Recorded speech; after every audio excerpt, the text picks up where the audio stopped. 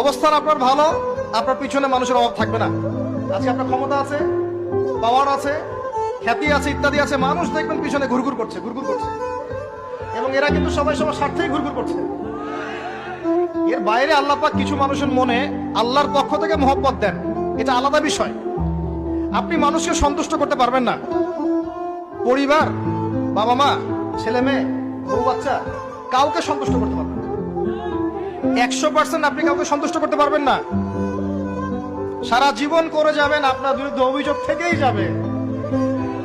শুধু আল্লাহ রাব্বুল আলামিন অপেক্ষা করে বসে আছেন, আপনি কখন তওবা করে তার দিকে ফিরে আসবেন। দিন আল্লাহ পাক আপনাকে মাফ করে দিবেন ইনশাআল্লাহ।